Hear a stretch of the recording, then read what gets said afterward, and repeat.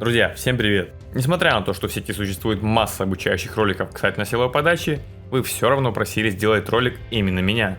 Но раз вы просите, отказать не могу.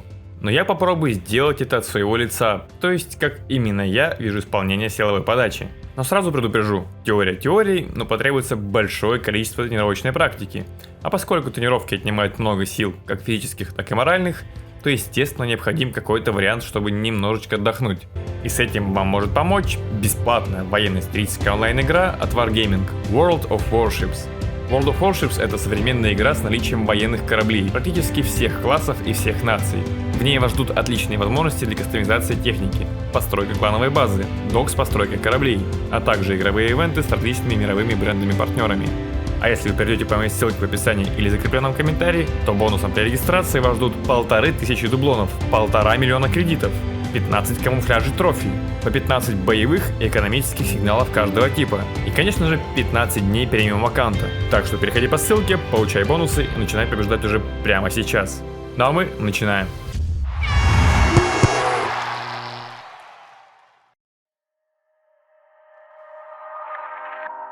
Все, естественно, начинается с вашей головы, то, как вы подготовите себя. Подача – это отдельный элемент, и тут все зависит только от вас. Неважно, удачно ли вы атаковали до этого, или не могли попасть в площадку, большой ли отрыв в счете, или ваша подача окажется решающей в матче. Ну и худшее, что могут сказать перед исполнением силовой – подержи подачу, или обязательно нужно подать. Отбросьте все сторонние составляющие и просто сосредоточьтесь на технике. У всех могут быть свои маяки, допустим, о чем думаю я. Максимальная подкрутка мяча, высокий подброс, желательно подальше от себя, затем быстрый отвод рук назад, вынос локтя и максимально быстрый съем. Когда я не забываю ни про один из элементов, то, как правило, подача достигает цели.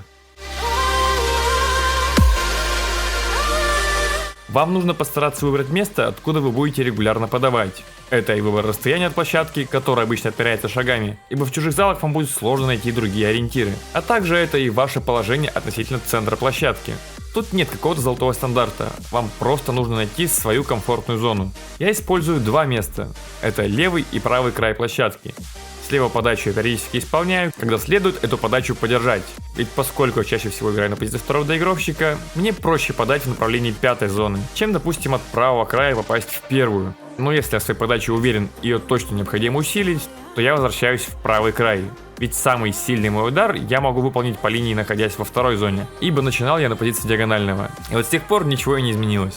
Соответственно, и подача с позиции диагонального у меня получается сильнее, да и подкручивать мяч получается куда чаще. Соответственно, и траектория уже не такая предсказуемая.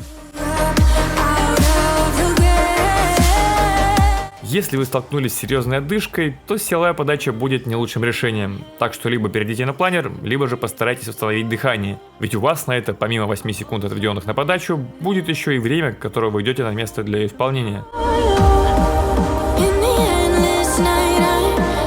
Ритуал — это такое действие, которое способствует успешному выполнению подачи. Это как бы тот маневр, после которого переключаетесь на нужный режим. Ну, как пример, когда команда набирает очко, она собирается в круг и кричит. Это закрепляется как что-то связанное с успешным действием. А когда вы проигрываете мяч, как раз такие действия и помогают не думать о плохом и выйти из состояния стресса. Вот такой ритуал должен быть у вас и перед исполнением подачи. В том случае, если я подаю силовую, то я сперва набиваю мяч, потом раскручиваю его в руках, делаю глубокий вдох, чуть-чуть вдыхаю и только потом выполняю подброс. У всех эти ритуалы разные, и если у вас его нет, то настоятельно рекомендую им завестись.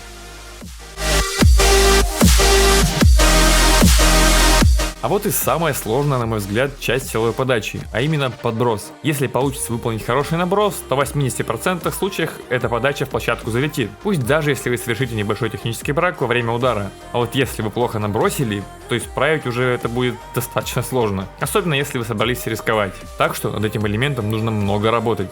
Что мы должны знать про подброс? Изначально мяч нужно раскрутить. Чем больше вращения мы зададим снаряду, тем с большей вероятностью он не улетит в аут. Ведь увеличивается шанс, что ваша подача в конце может нырнуть, что также неудобно для принимающих. Я, конечно, не особо силен в физике, но точно могу сказать, что хорошая ротация мяча определенно уменьшит количество ваших ошибок на подаче. Также можно добавить и немного бокового вращения, чтобы задать подаче сложную уходящую траекторию. Но тогда уже будет не так просто выполнить наброс. А я напомню, он и без этого сложный. Но если у вас есть время, чтобы над этим практиковаться, то можете воспользоваться и этим советом. Боковую ротацию можно задать либо вращательным движением руки, либо просто чуть сместив центр мяча относительно ладони. Так, с ротацией вроде разобрались. Что дальше? А дальше направление наброса.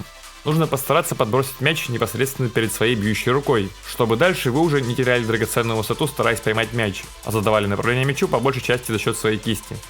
Но дальше идет высота и длина подброса. С высотой предлагаю не экономить, ведь если подброс будет высоким, то вы сможете не только оценить и продумать все риски, но и подобрать ширину, скорость и направление шагов, если вдруг накинете мяч не самым удачным способом. Ну и по поводу подброса вперед. Тут вам необходимо вкинуть мяч в площадку, а вот глубина этого вброса уже зависит от вашего прыжка.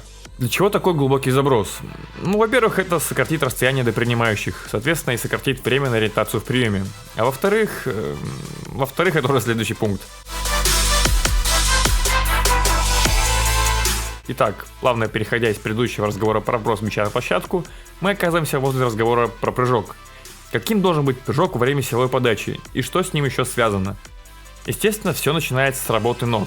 Стандартным считается разбег в 4, иногда 5 шагов. Любители же часто уменьшают количество шагов, либо коротят эти самые шаги. Да, это может помочь вам в маленьких залах, но в идеале иметь два варианта разбега, а не только один. Причем, если этот один, только для маленьких залов. Итак, для чего нам нужен длинный разбег, да еще и заброс мяча в площадку? Ответ тут достаточно прост. Чтобы сильнее подавать. Силовая подача чем-то похожа на атаку с задней линии, где также игроки прыгают не вертикально вверх, а как правило 2-3 метра пролетают вперед, даже если передача была на 3-метровой, а не ближе. В чем суть? За счет разбега и прыжка вперед мы создаем энергию за мячом, и чем сильнее эта энергия, тем соответственно сильнее будет подача. Тут все достаточно просто. А если вы будете стараться прыгнуть максимально вертикально, то импульс будет уже не тот, так что найдите свой баланс и увеличьте эффективность своей подачи. Так, что по шагам? Если вы планируете использовать 4-шаговый разбег, то выглядит он примерно так. Если вы правша, то правая нога у вас находится впереди, и вместе с подбросом вы начинаете свое движение именно с нее. Затем все стандартно. Левая, правая, левая, удар. И если вы левша, то используя магию видеоредактора, отражаем видео и брынь, начинаете с левой, а затем правая, левая, правая, удар. Все просто. Ну и наконец переходим к финальной стадии, непосредственно удара. Надеюсь, тут вы не ждете, как правильно выполнять удар, точнее спич про механику удара. Тут скорее будет про то, на что следует обратить внимание непосредственно до контакта с мячом. Как и говорилось ранее, нужно стараться уменьшить наклон плеча и корпуса, чтобы сохранить высоту. Направление мяча будет задавать по сути за счет кисти. Единственное, по-моему, где стоит потерять часть высоты, так это при работе прессом. Если на сетке нам порой стоит орудовать, грубо говоря, только рукой, чтобы сохранить высоту атаки и переиграть блок, то вот во время подачи блок вам ставить никто не может. Соответственно, и можно прессом поработать как следует, чтобы добавить лишние километры в час к вашей силовой. Ведь я уверен, что вы нередко видели, как игроки на подаче чуть ли не складываются пополам. Вас я к этому не призываю, ведь многие зрители вряд ли обладают таким ростом и прыжком, чтобы позволить себе такой маневр, но использовать пресс во время подачи настоятельно рекомендую. Ну и также не забывайте, что главное не сила, а скорость, так что постарайтесь максимально быстро смахивать мяч, а не максимально сильно. Скорость — это именно то, что позволяет вашей подаче стать максимально убийственной. Ну что ж, надеюсь, данный ролик вам зашел и вы поставите лайк под ним. Также надеюсь, что вы еще и подпишитесь на канал. Подпишись, я ведь знаю, что ты без подписки сидишь. Ну а также пишите в комментариях, если я вдруг что-то упустил, или вы с чем-то не согласны. Я тут, кстати, возобновил свою активность в группе ВК, так что можете перейти туда по ссылке в описании и подписаться. Ну а с вами, как обычно, был Николай Иванов. Любите то, что вы делаете, и все у вас обязательно получится. Скоро увидимся, пока!